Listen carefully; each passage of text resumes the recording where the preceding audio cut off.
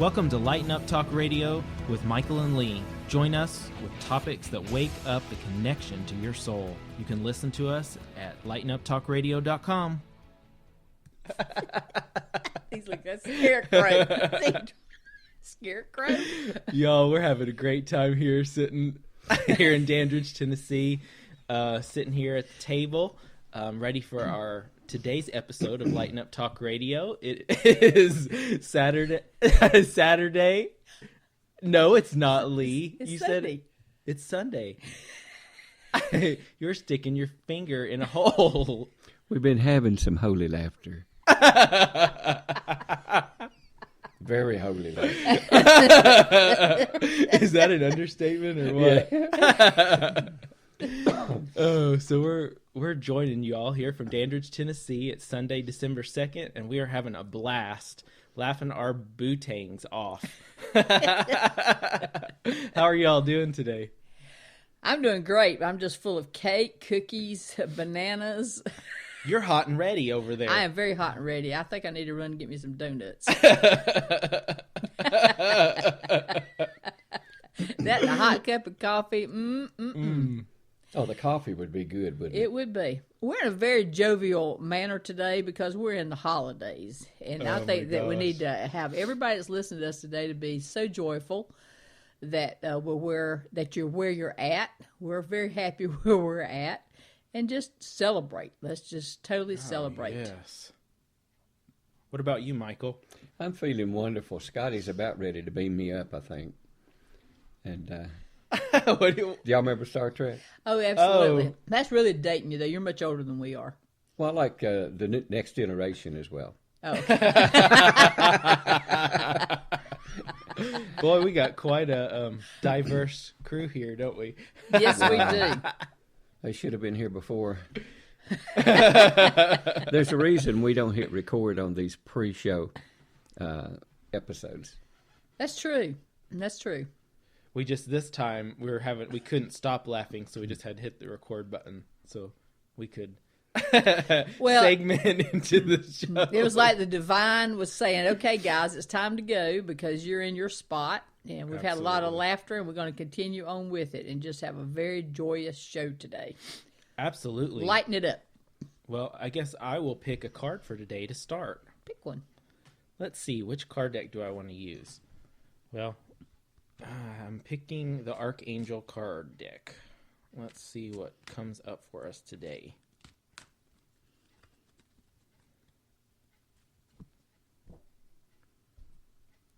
Ooh, I picked the Archangel Jophiel card, and it says, clear your space. Get rid of clutter, clear the energy around you, and use feng shui. Wow. Lee, I know you've been doing that. I have been. I've been doing that as well. Today I actually vacuumed and cleaned the whole house and just felt the need to do that. But on a bigger, more significant, to me right now, with all that we've been laughing about, I think that the big message is to keep it light. You know, keep it light, keep it uplifted as much as possible. Don't forget to dream, you know, remember your dreams and keep in the energy of all that. This past week, I know it's been 2 weeks since we've actually recorded a show. Yes, that's right. Because we recorded 2 at once for the holiday, Thanksgiving holiday. But it has been so transformational and on so many levels for a lot of people that I've been around in the day-to-day. There's a lot of people out there that are just fogging out, like just in La La Land is what it seems like to me. And I know the feeling, there's a tremendous energy shifts happening as we, you know, enter the final period of 2012. And I've seen a lot of people that just, they don't know what's going on out there. And it's so important to keep it light. I had a friend of mine, to me, this is kind of an example of some of the profound clearing space and letting go.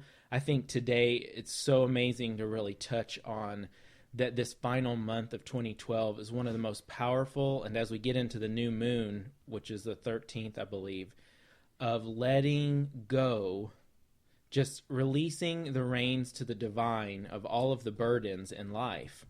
And an example from this past week where a friend of mine, she had her ex-husband, it had been like 19 years or something. She hadn't talked with him, and there had been a lot of trauma, bodily trauma, abuse, all kinds of things that had happened. She'd done a lot of work over the years, but he kept trying to get a hold of, in touch with her, would beg almost to get in touch with her. And she just, finally, she realized, first of all, that she was afraid, became honest with herself. You know what? I'm really afraid. But I know from the little conversation that we had back and forth that he's changed a lot, and that it's safe for me to do this.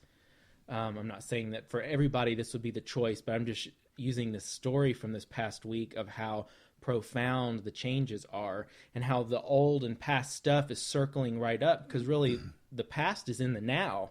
All the things that have not been dealt with are right here in the now. And so anyway, I saw her on Monday, and I just, all of a sudden, she always had a shield up, and all of a sudden that shield was gone, and there was something totally different about her. And she began to tell me what had happened, that she had decided that it was now time for her to take that shield down and let him back into her life. Maybe just a temporary thing, but they had to go back. And so anyway, through several things, they ended up meeting. And this person, I have to tell you, because I've known her for a couple of years now, from the before to the after of meeting with this and releasing, and completely, it was as if all of the bad stuff was turned into gold. All of those lessons turned to gold within her, and she has totally switched. A new light is on within her, and she has a family now and all that stuff. And it was even difficult for her with her, current husband, who was like, oh no, you shouldn't do that. He was totally scared out of his wits, to let her do that. But to see the transformation of going and facing the fears from the past and seeing how they can turn into gold and completely shift everything.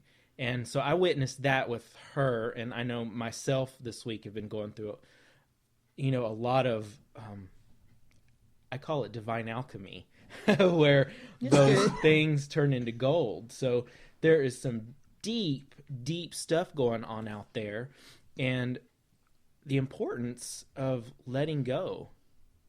And so I had to share that example because it was really powerful to witness it. Well, we have people that come into our lives, and they come in to be teachers to us. Mm-hmm.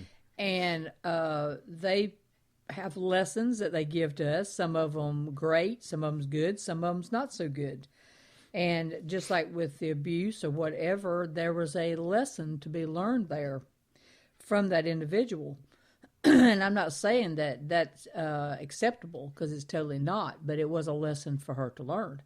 And until you go through the energy of going to where you've been that maybe wasn't that pleasant, and recognizing that you were both teachers for each other, and you were totally put into that position by the divine order, and that there were certain things that he needed to release, and there was things that she needed to release for them to be able to go forward in their lifetimes. 2012 is the year for just shedding it and just letting it all go. So I would think that there'd be a lot of situations that would be there if the person has an open enough heart within them to be able to do that, that I would totally recommend that happen. Now, in that situation, it would have probably been a public place, in that type of that restaurant or something like that, because that way you don't want to be fooled by somebody that maybe hasn't changed as much as what she thought. But I think that it would be a lesson that other people could look at to do. Yeah.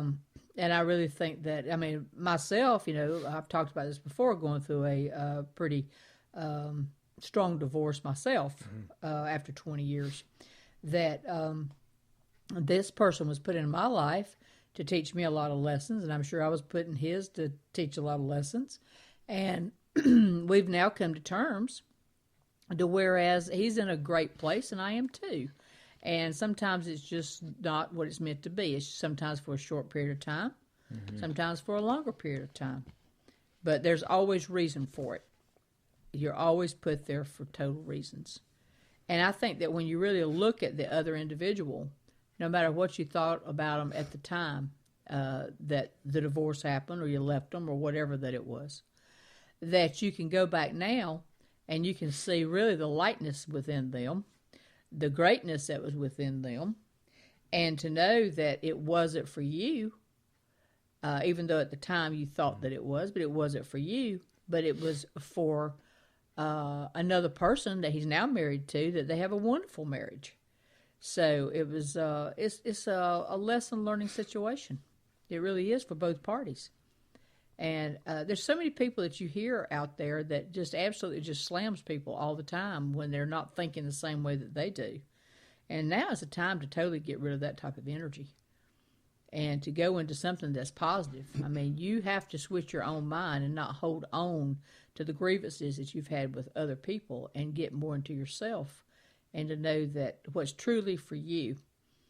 And I can assure you that some of the lessons that she learned from this individual, she's gone on to a much better life and would not take it back. And would not take it back. Nope, she even said that to me. I wouldn't have changed any of the whole experience. And say that's the way I feel as well. I mean, I can look at that now and say I wouldn't have changed any experience that went on because it was, I would not be sitting here today in the way that I am as a person if I had not learned the lessons from him that I did. Mm-hmm.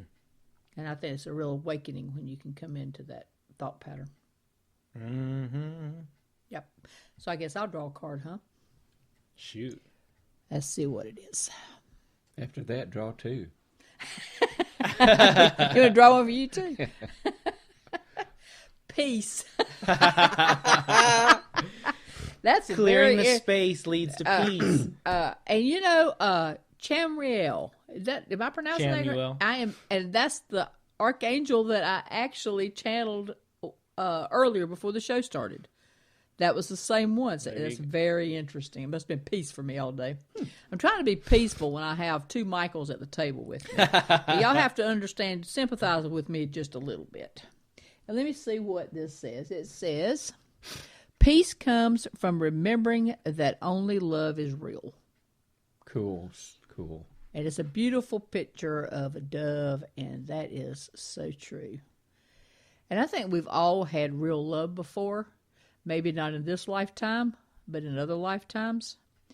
And after you once have that special love, you never forget it, because normally you'll circle right back around again and maybe be with them again in another life.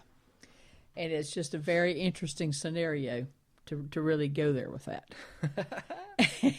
And it's just amazing. That really shows how that God puts us in different places. Oh, yeah. You know, and it's just amazing how that is. And a very special person said to me one time, I have had 987 lives. That's a lot of lifetimes.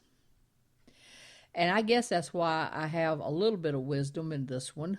And that's why also that that I can talk at times about certain situations, because I ought to have it by now. I must have been really hard-headed in a lot of my lifetimes. But I do feel like that this is my last one. I do feel like that. I think this would be a graduation for me in this lifetime, to be able to go on in an upper type heavenly realm. And to be able to be a teacher, I feel like that's teacher and healer is totally what I feel like that I will be doing. And I think this will be the final one. So I've just really concentrated a lot to get this one right, and as right as it can be. That's an interesting thought, because, you know, it's like, how do you know how many? There's no set answer. No, y'all might be thinking out there, you know, oh gosh, maybe I've only had a couple, or maybe I've had 5,000 lifetimes. It doesn't make any difference. It doesn't make any difference. It doesn't make any difference. Because I can assure you that I do believe that this lifetime I have been the happiest that I have ever been in any of the lifetimes. So I think that the one thing that I've come back, at least one of the things has been to find total joy within my being, to be joyful about it. And when I turned into joy, then I go into more purpose. And it's just because it's just a wonderful thing to be. I'm always try to keep myself in the space of happiness. So I also think somebody out there is going to ask, have you been through every single one of your 987 lifetimes? Have I? I haven't been. I haven't been through all of them, but I have been through with past life regressions. We've got two wonderful ones here at the table, by the way, regressionists. Yes, we do that. But I have been through now, let me think through this a minute, 9. I have been through 9 lifetimes. What about you, Michael? As far as being happy? As far as lifetimes. Either one, lifetimes or being happy, wherever you are with it. You know, while you were talking, Lee, the thought hit me. I had forgiveness down here, and I'm going to mention that word. That word's a key.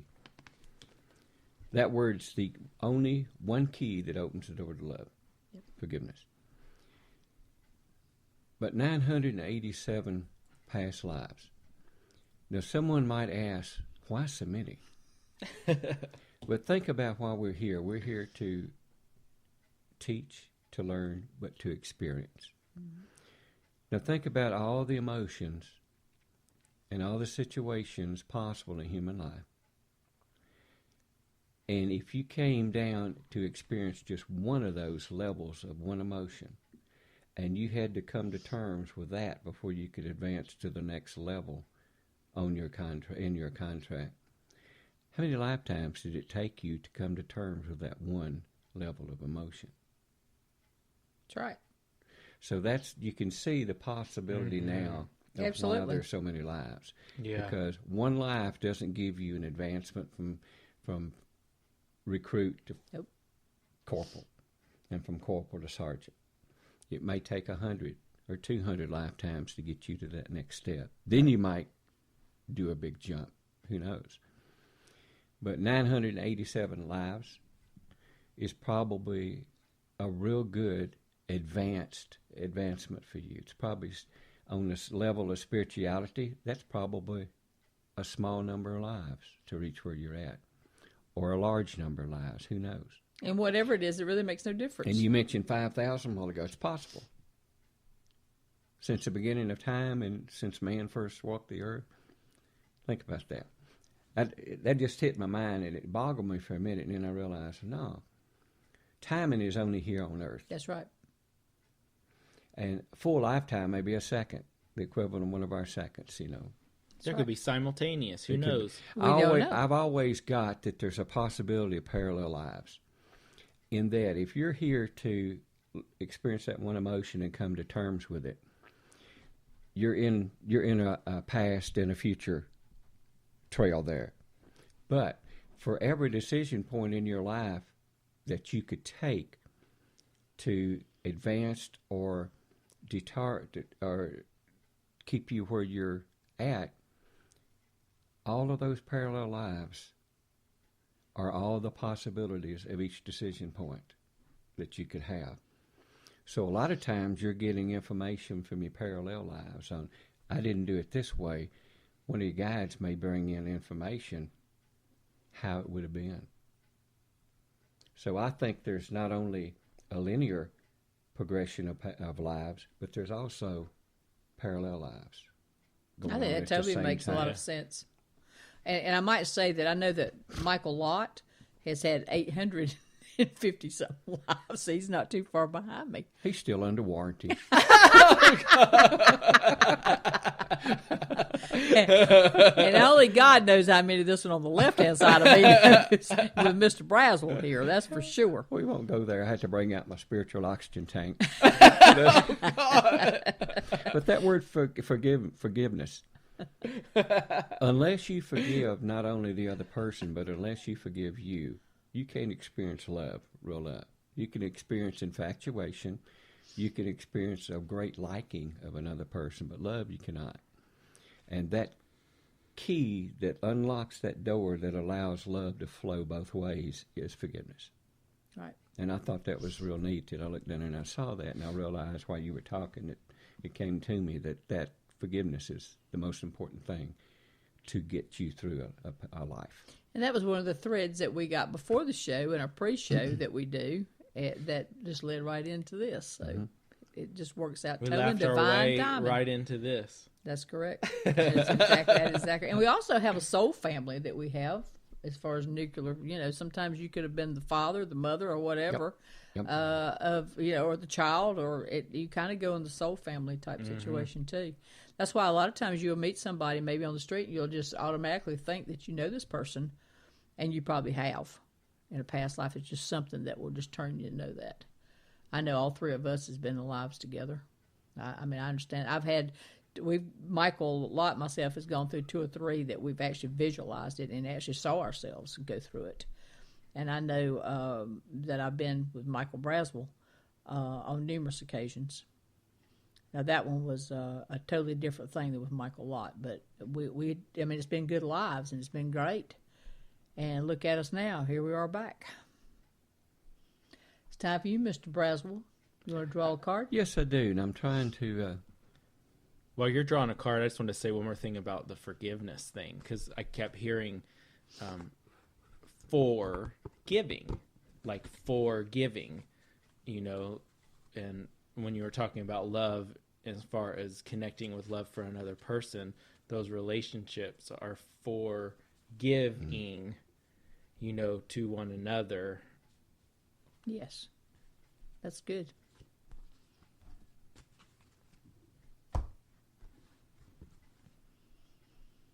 Indigo and crystal children. Archangel Metatron, you have a bond with children. In particular, you can help children who are sensitive. Now, that's interesting. Children always have come to me. I've had very easy, with one exception, very easily to get along with children. And I have actually taught and attuned a 12-year-old in Reiki. So I think that was a pretty neat card. I've always felt led to work with children and to work with elderly people getting ready for the transition. So, and the elderly people getting ready for the transition, in a sense, they become like children again before that happens. So I think that card was appropriate. That's true. Plus, you got 3 kids at the table here. Mm-hmm. And let's hope we never grow up. I'm not. I don't know about you all. What are you going to be when you grow up? I'll never be it.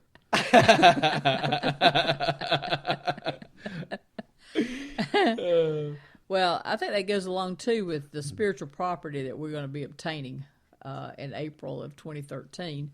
And this will be a place where there will be a lot of people that can actually come and just go to classes, and some to live there.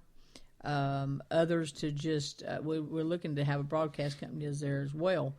But one of the schools that we have talked about actually achieving would be an indigo and type of school, and all the different very gifted children that's out there now, to be able to put them in a certain facility to whereas they could be with other children that's the same, and to be able to teach them. So I'm sure there's going to be a lot of help with that. There's certainly 2 people here at the table that definitely I could see do a great job with that. And then I'll be running around doing other things, but anyway. We won't go there. Wait. Y'all remember, she's hot and ready. I'll be going around and doing a lot, getting the broadcast company together. I'm going to skip right over them today. And doing some universal UFO type things and whatever else they are to do. And we're all going to just go as a team at this, and we're looking very forward to it. We're going to have an actual animal facility there. I know I really love Ellen DeGeneres. She does the Gentle Barn over in California, and I definitely could see that could happen here in the state of Tennessee. Oprah Winfrey, this has been her dream as far as spiritual retreats all over the world, and I can definitely see one in Tennessee with that. Also with Dolly Parton, she's got the books and things that she gives out. Got a great organization in Sevierville, Tennessee. She just finished a book. She just finished a book. Yeah. She's a wonderful person, and I could totally see to where we would be able to do a lot with children. I definitely, there's several orphanages that's in the area to be able to bring the kids out there and to be able to do a number of different things. So we'll do also a healing center. All of us are healers, and I would say that's pretty much top of our list as far as what we do. And we'll open it up. I'm looking forward to maybe every Friday or Saturday night to be able to have people come on the property and actually go through a healing session. So that's just a little bit of it, but there's a lot of exciting things. It's very exciting that's going on here. Yes. Totally, a lot of exciting things. There is. And we on the pre-show when we started our giggling, that I don't even remember how we got into all that fun stuff, but Michael's pointing to Lee. But it takes me back to what we were talking about with some of the lessons for us today, and for me, is honoring the true you. When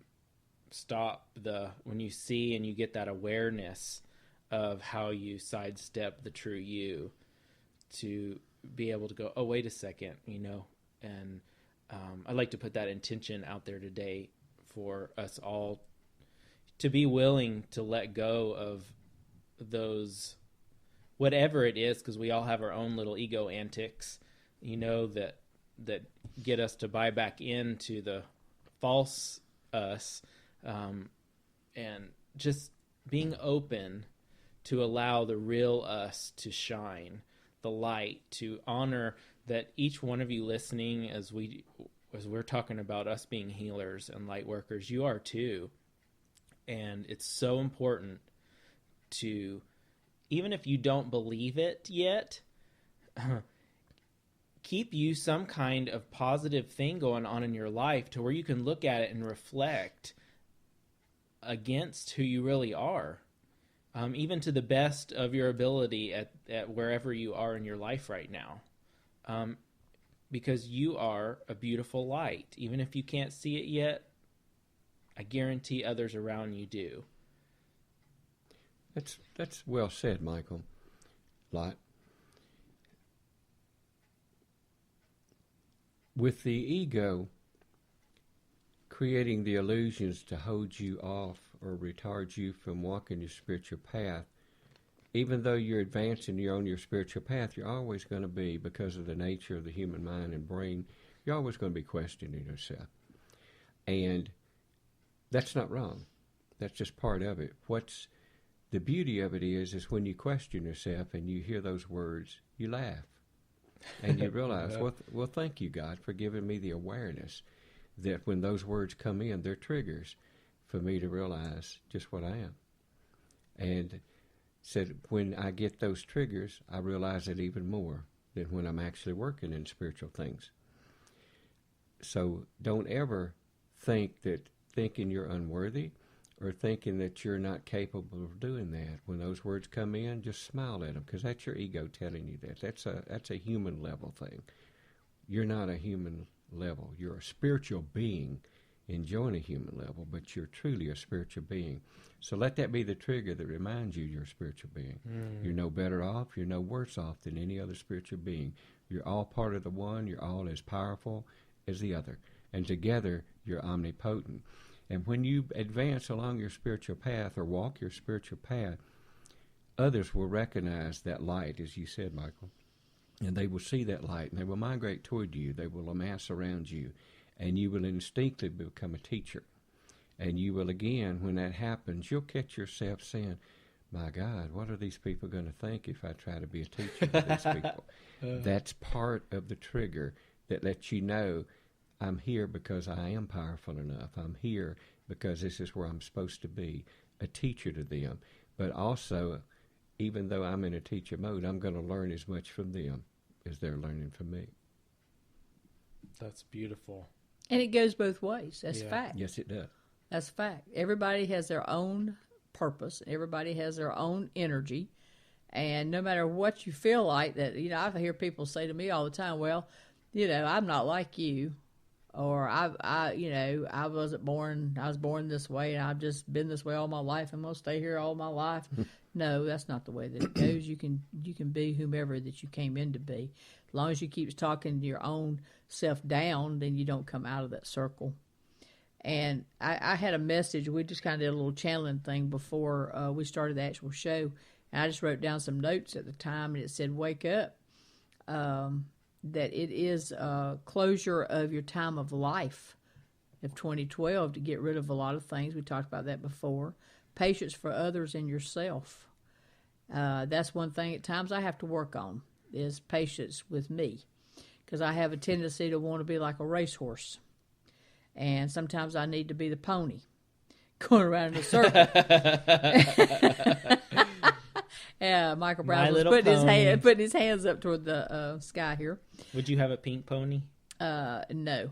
Most of my lifetimes I've been a male, and I've got really a lot more male energy in this lifetime than female. Let's ask the polka dots. And don't ever question who you are. I think that's a real big thing to think about. Don't question who you are.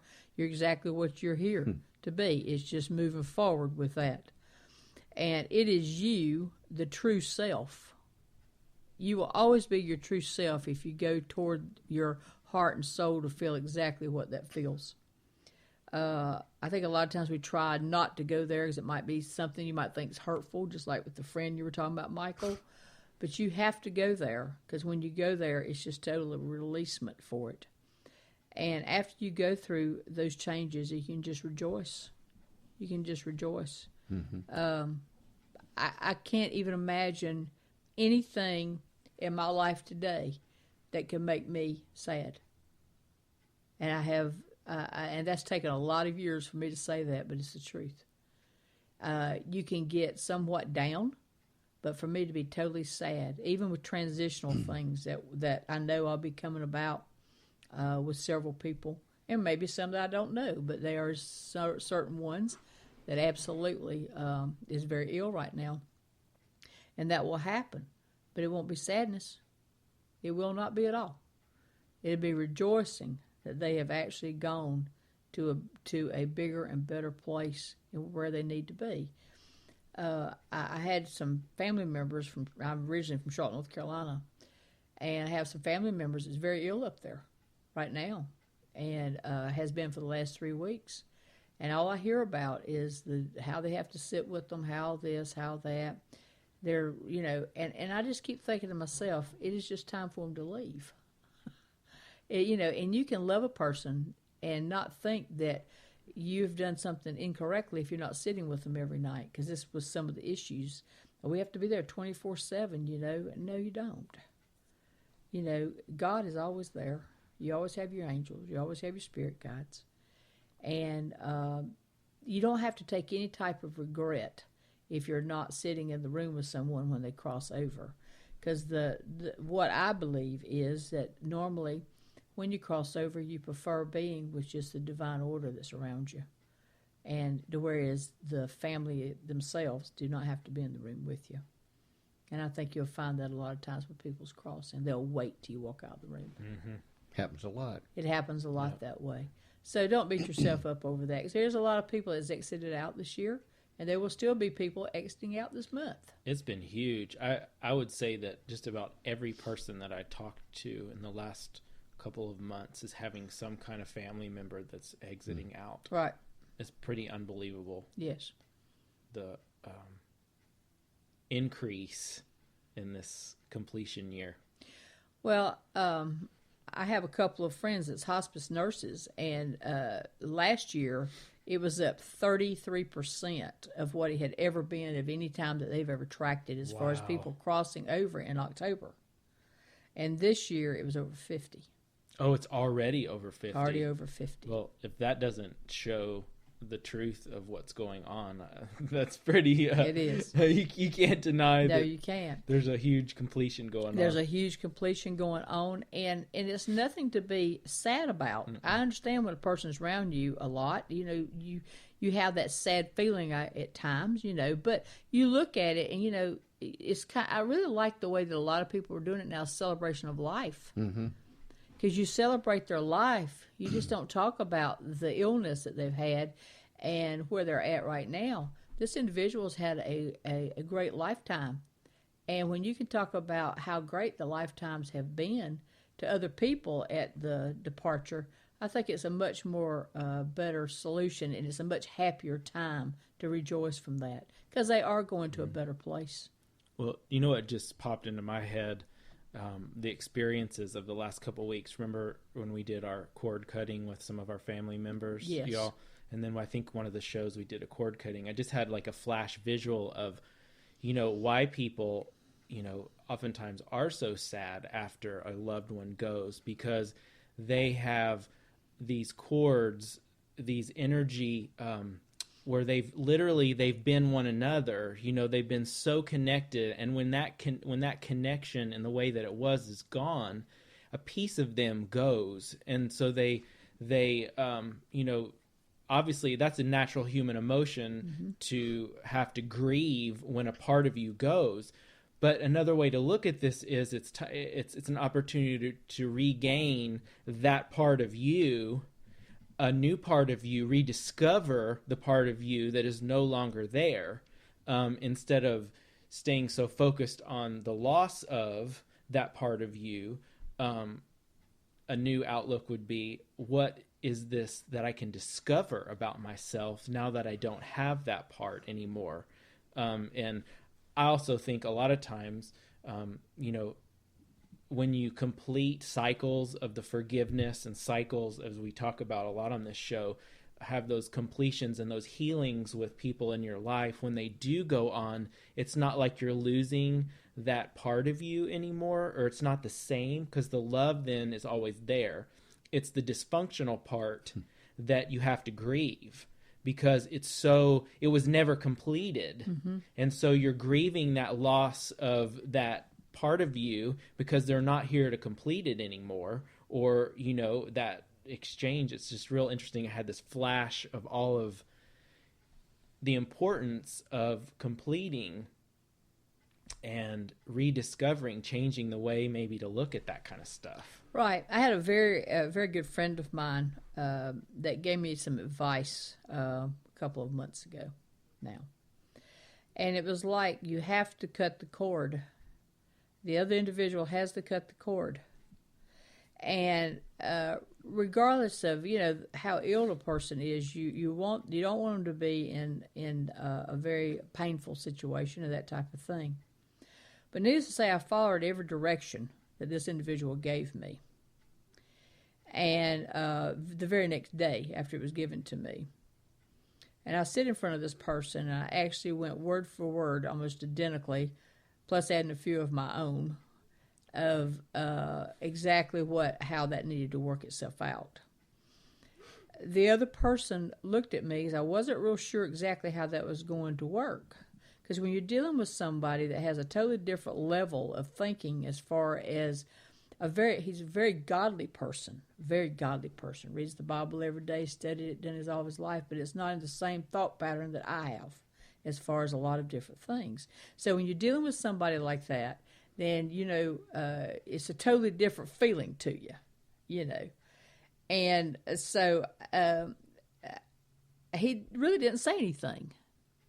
He just said, I'll do this because that's what you want to do, because that's the way he's always been.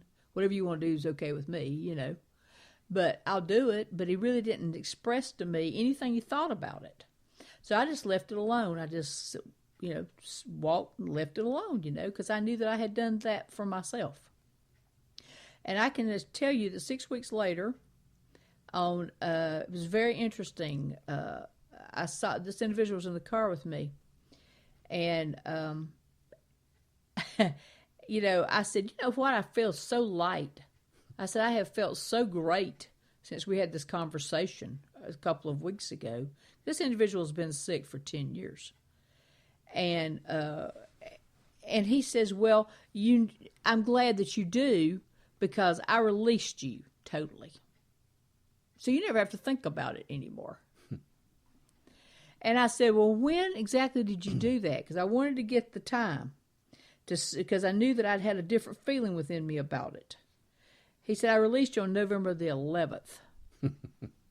And I had said to him that November the 11th was the day of releasement, to let everything just go.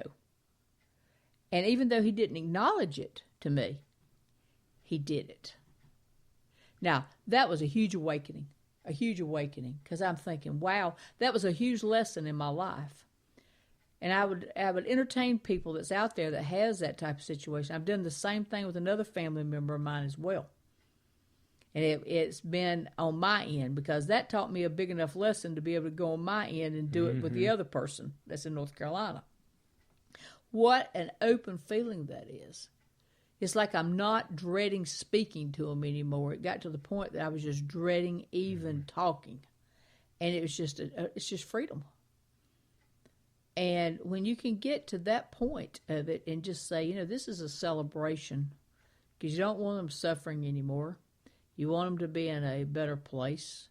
Then how much freer that it is for your whole family as well. Whether you're listening and you know about cutting the cords, or you just know about releasing someone, it's not just for you. It also is for the benefit of the person that you're releasing. Because when you have energetic cords binding you, or you haven't released that person emotionally and energetically from your heart or from your being, you're holding them back. You're retarding them from walking their spiritual path. You're anchoring them wherever they're at, and they don't advance another step. Once you release them, once you cut that cord, they know something's happened. They may not know what it is, but their attitudes change as well. And they then are not anchored, and they can walk their path. So you're actually doing them the same benefit as you're receiving when you cut cords and when you heal through releasing. Someone asked me one time to define love. I thought about it, and I had a wise person years ago tell me this. It said, the best way to describe love is how someone makes you feel. When you live with a person, you have a relationship with them, they're making you feel a certain way each day, each moment of the day. When they make their transition, that making you feel in person changes to how you feel about them in memory. It's a gift from God for us. We don't have to lose those memories. We don't have to lose that feeling of how they make us feel. They're not physically there anymore, but they are there still, because your memories, and eventually with remembering them over time, what starts coming through more than anything are the positive memories. And the ones that are most traumatic, or the real sad ones, will start falling by the wayside, or not coming up as much. Or you may reach a point where you say, I'm not going to keep remembering those sad parts, that real traumatic part. I'm going to remember the joy and the love that I had with that person. And you may not even do this on a conscious level. Usually you don't. And you start healing through how they make you feel through memory. And I just thought that was really neat when I realized that. The only unconditional love in the world is self-love. Mm-hmm. The only one. You cannot, it's impossible for you to unconditionally love another. There's always a condition. Always a condition. And when you heal by cutting cords or releasing someone, forgiveness again becomes that key that opens that door to your unconditional self-love, which is the most paramount. That's the love that really matters. You cannot love another in any way. You cannot be made to feel any way in a positive way if you don't open that door to forgiveness. So that's so true. Awesome. And I would like to say to you, Michael, why don't you put that out on the air to cut the cords for certain people that's out there that needs to have that done?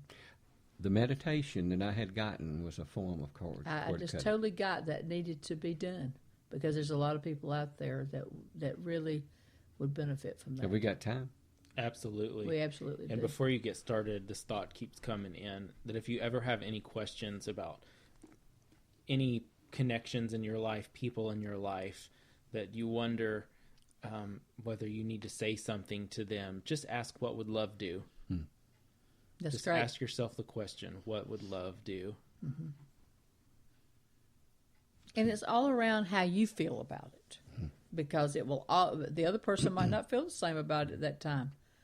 But you's all that matters. But you is all that matters with that, and it will move itself. You have the total ability to change how that person makes you feel. Right. You have you have it. Everyone listening, just kind of relax for a few moments. We won't go into a full meditative state, but relax where you're at. Just kind of close your eyes.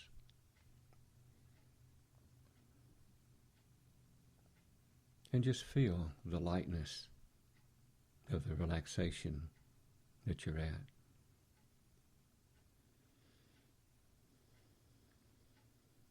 And realize that the longer you relax, the deeper you relax. Already you're at a much deeper level of relaxation, much deeper than you were when we started. And you notice that your mind, as busy as it is, and the mind's the most undisciplined thing you have, the thoughts slow.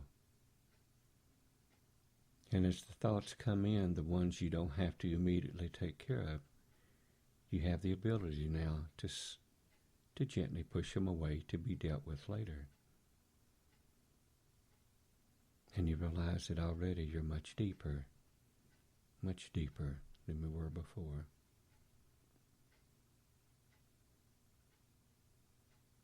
There's a special someone that when you think of that person, they don't make you feel exactly good. There's someone you have an inability to communicate openly with them. Maybe it's gotten so bad that you can't believe or trust a word that is spoken to you by that other person.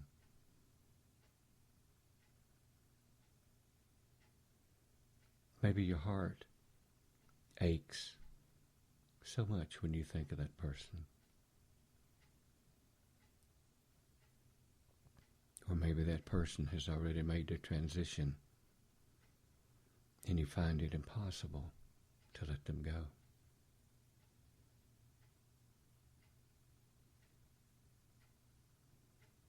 With your eyes closed, in whatever way you sense things, sense that other person sitting in front of you in a chair facing you. Your knees touching.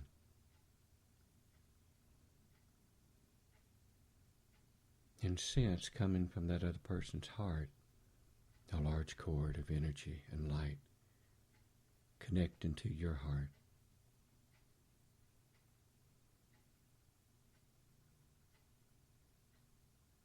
This is the cord that connects you and anchors you to that other person. Neither you nor the other person can walk your path you're meant to walk if you're anchored by each other. When you cut this cord, it will release you, but it will also release the other. It will immediately change how you feel about that other person. For the scissors you're going to use in a moment, the spiritual scissors to cut that cord, has one word written on them. And that word is forgiveness. The scissors of forgiveness. And this forgiveness is both self-forgiveness and other forgiveness. But when you release another, when you cut that cord,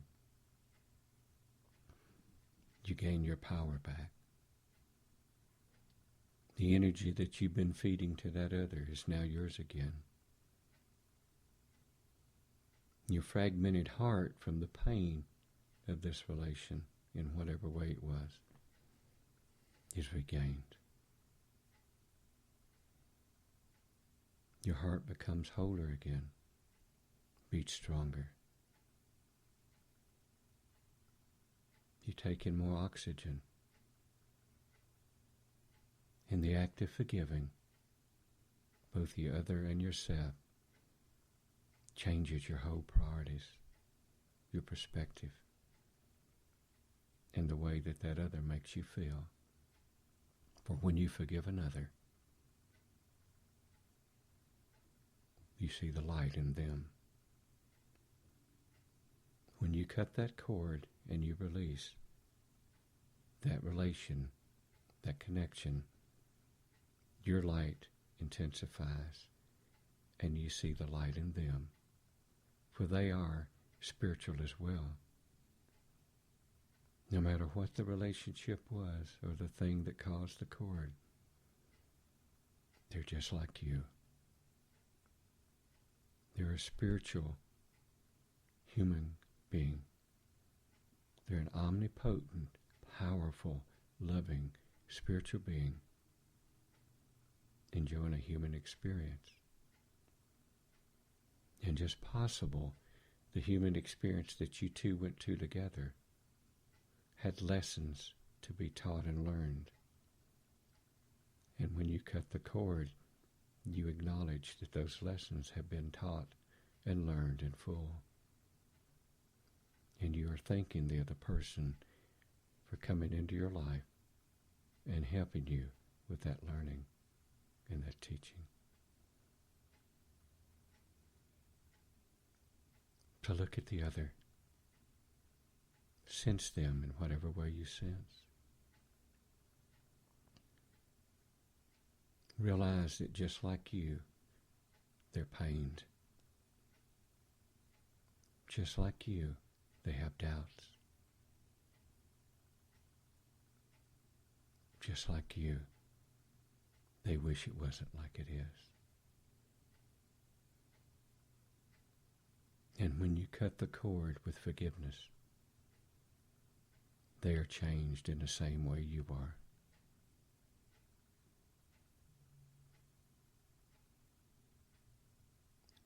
So when you're ready,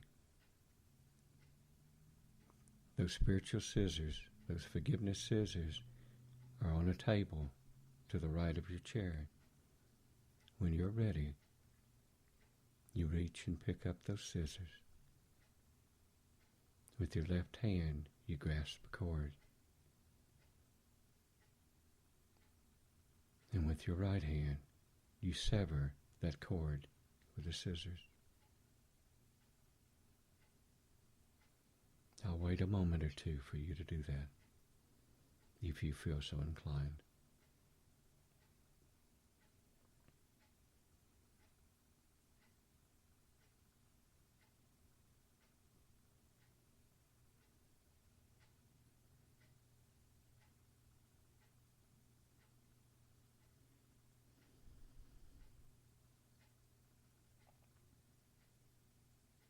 And for those who cut the cord, and for those who did not, know that there were angels.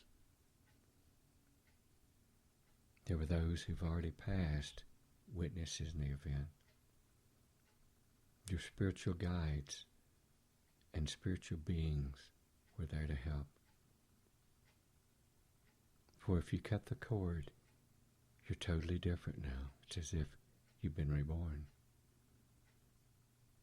If you did not cut the cord, you still have learned the process to which you can do it when you become ready. At any time in the future, you decide that it's time to heal and to facilitate healing in the other,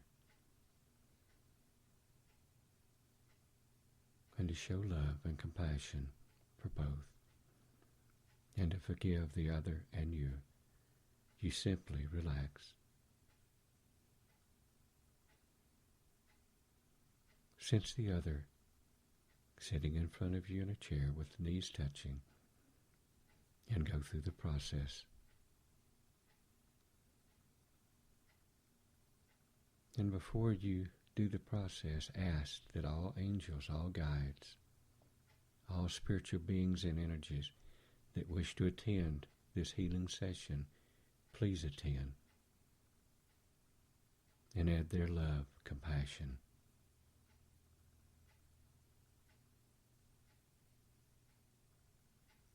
And take the lesson from this cutting of the cord, that when you saw forgiveness on those scissors, they simply were self-forgiveness. For when you forgive yourself, you automatically forgive the other.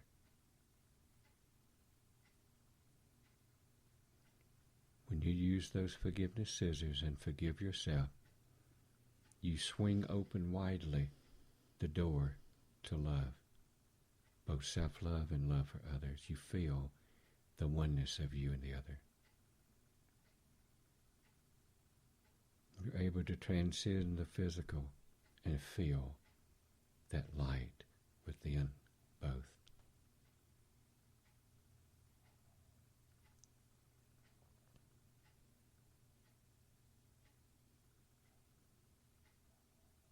I congratulate you if you cut the cord, and I congratulate you if you did not, for you took the step to learn and to feel the other.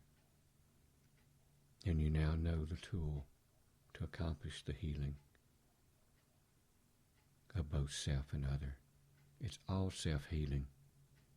You heal yourself, the other heals themselves when you cut that cord.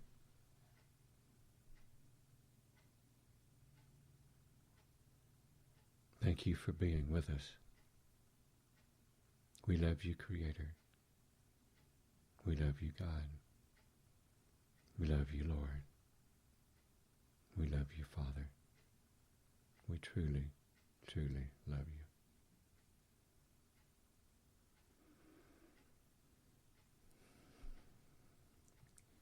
And lots of love to you all out there.